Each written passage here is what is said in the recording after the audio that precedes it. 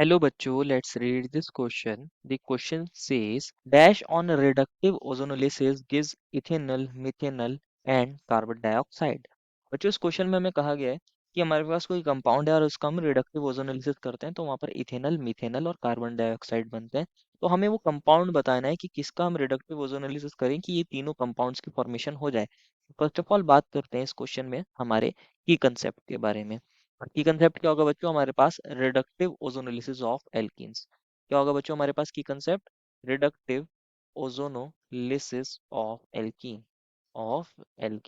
अगर हम reductive ozonolysis करते हैं एल्कीन्स का तो क्या प्रोडक्ट्स बनते हैं इसको समझना है। तो होता क्या है, मान लीजिए मेरे पास कोई एल्कीन है, ये कार्बन कार्बन के बीच में डबल बॉन्ड है और इससे कुछ ग्रुप्स R1, R2, R3 और यहाँ पर R4 कोई ग्रुप इससे अटैच है। ये एल्काइल हो सकते हैं, एराइल हो सकते हैं, हाइड्रोजन हो सकते हैं।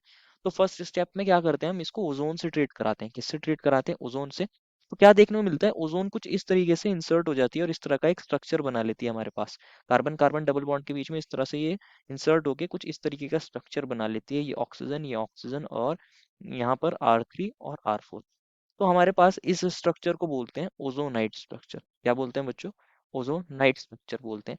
अब सेकंड स्टेप में क्या करते हैं, हम इसको जिंक प्लस H2O से ट्रीट कराते हैं। किससे ट्रीट कराते हैं? Zinc plus H2O। फर्स्ट हमने ओजोन से कराया था, सेकेंडली इसको जिंक और H2O से ट्रीट कराते हैं। तो क्या देखने को मिलता है, जब हम इसको जिंक H2O से ट्रीट कराते हैं तो हमारे पास कुछ इस तरीके से यहाँ बॉन्ड क्लीव हो जाते हैं। कुछ इस तरीके से यहाँ बॉन्ड क्लीव हो जाते हैं और ये ऑक्सीजन और जिंक मिलके क्या बना लेते हैं? जिंक ऑक्साइड, जो यहाँ से निकल जाता है। और यहाँ पर इस कार्बन की वैलेंसी फ्री हो गई और इस ऑक्सीजन की वैलेंसी फ्री हो गई, तो ये मिलके पाई बॉन्ड बना लेते हैं, R1C और R2। और इसने एक बॉन्ड तो बना ही रखा था ऑक्सीजन के साथ, दूसरा बॉन्ड भी बना लिया इसने। सिमिलरली क्या होता है हमारे पास, यहाँ पर इस वाले कार्बन की एक वैलेंसी फ्री हो जाती है, इस ऑक्सीजन की वैलेंसी फ्री हो जाती है, तो ये मिलके पाई बॉन्ड बना लेते हैं। तो बन जाता है R3C double bond O R4। तो इस तरीके से यहाँ कार्बोनाइल कंपाउंड्स की फॉर्मेशन हो जाती है। इस तरीके से यहाँ कार्बोनाइल कंपाउंड की फॉर्मेशन हो जाती है और इसी रिएक्शन को क्या बोलते हैं बच्चों? ओजोनोलिसिस ऑफ एल्कीन बोलते हैं या रिडक्टिव ओजोनोलिसिस ऑफ एल्कीन बोलते हैं। तो इसको एक सिंपल शॉर्ट मेथड से समझ सकते हैं। मान लीजिए कार्बन कार्बन डबल बॉन्ड है, ये R1 ग्रुप है, ये R2 है बच्चों, और यहाँ कोई ग्रुप R3 है और R4 है। अगर आपको कहा है कि रिडक्टिव ओजोनोलिसिस कराना है तो फर्स्ट स्टेप में आप क्या करोगे? O3 से ट्रीट कराओगे, देन जिंक प्लस H2O से ट्रीट कराते हो उसको। तो इसका शॉर्ट मेथड क्या है बच्चों? आपको अगर डायरेक्टली प्रोडक्ट बताने हो कि प्रोडक्ट क्या बनेंगे, तो आप कार्बन कार्बन डबल बॉन्ड को क्लीव कर दीजिए और दोनों साइड कार्बोनाइल्स में इनको कन्वर्ट कर दीजिए। इस कार्बन को भी, इस कार्बन को भी, दोनों साइड यहाँ ऑक्सीजन ऑक्सीजन लगा के कार्बोनाइल कंपाउंड के अंदर कन्वर्ट कर दीजिए। R1, ये R2 और ये बन जाएगा double bond O। Similarly R3 और ये C और ये R4 और ये भी बन जाएगा डबल बॉन्ड O। इस तरीके से कार्बोनाइल कंपाउंड को आप बना दीजिए। तो इस तरीके से हम बता सकते हैं कि हमारे पास रिडक्टिव ओजोनोलिसिस होने पर क्या प्रोडक्ट बनेगा। लेकिन अगर आपको प्रोडक्ट गिवन हो, ये तो कौन है बच्चों? हमारे पास प्रोडक्ट है, ये हमारे पास प्रोडक्ट्स हैं। और स्टार्टिंग में हमने क्या लिया था? रिएक्टेंट लिया था। अब आपको ये पता चल गया है बच्चों, रिएक्टेंट से अगर आपको प्रोडक्ट में जाना है तो आप क्या करोगे? आप कार्बन कार्बन डबल बॉन्ड को क्लीव करके दोनों साइड ऑक्सीजन लगा के कार्बोनाइल कंपाउंड के अंदर कन्वर्ट कर दोगे। लेकिन अगर आपको प्रोडक्ट गिवन हो और आपको रिएक्टेंट में जाना हो तो सिंपली क्या करिए, आप दोनों प्रोडक्ट्स को इस तरह लिख दीजिए और इनके बीच में ये जो कार्बन कार्बन के बीच में यहाँ क्या करिए, डबल बॉन्ड बना दीजिए। इस O2 को यहाँ से रिमूव कर दीजिए और कार्बन कार्बन के बीच में डबल बॉन्ड बनाए हुए, तो यहाँ पर आप वापस से ओरिजिनल प्रोडक्ट में पहुंच जाओगे, आपको ओरिजिनल प्रोडक्ट का आइडिया मिल जाएगा। तो इस तरह ही हम क्या करेंगे, इसको यूज करेंगे। क्वेश्चन ने कहा है कि हमें कोई कंपाउंड है जिसका हम क्या कर रहे हैं? रिडक्टिव ओजोनोलिसिस कर रहे हैं। क्या कर रहे हैं बच्चों? रिडक्टिव ओजोनोलिसिस कर रहे हैं। दैट मीन्स उसको ओजोन से ट्रीट कराया है और जिंक H2O से ट्रीट कराया है, जिंक H2O से ट्रीट कराया है। तो हमारे पास क्या बनता है? मिथेनॉल, इथेनॉल और कार्बन डाइऑक्साइड। मिथेनॉल को लिख सकते हैं बच्चों, हमारे पास मिथेनॉल बनता है। दैट मीन्स एक कार्बन का एल्डिहाइड, दैट इज HCHO।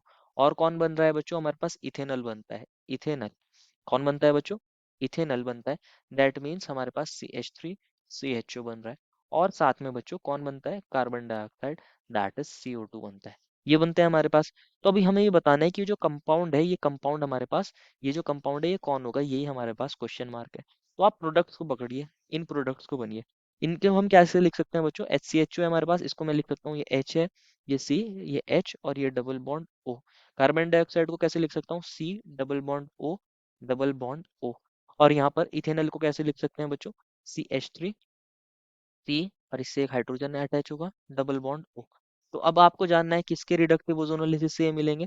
तो मैंने आपको एक शॉर्ट मेथड बताया है, क्या करिए, अगर आपको प्रोडक्ट के रिएक्टेंट में जाना हो तो सिंपली यहाँ पे ये ऑक्सीजन यहाँ को रिमूव कर दीजिए और कार्बन कार्बन के बीच में डबल बॉन्ड बना दीजिए। क्या बन जाएगा, ये एच, ये सी, ये एच, और यहाँ डबल बॉन्ड बन जाएगा, ये सी।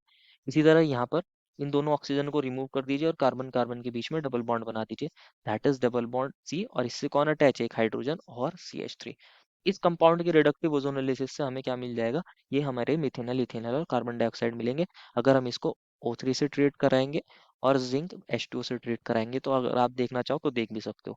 अगर हम इस ऊपर वाले कंपाउंड का रिडक्टिव ओजोन एनालिसिस करेंगे तो ये बॉन्ड क्लीव हो जाएंगे, दोनों side oxygen oxygen carbonyl compound के अंदर कन्वर्ट, यहाँ पर ऑक्सीजन ऑक्सीजन कार्बोनाइल कंपाउंड के अंदर कन्वर्ट हो जाएंगे। ये बन जाएगा मिथेनॉल, ये बन जाएगा कार्बन डाइऑक्साइड, ये बन जाएगा इथेनॉल।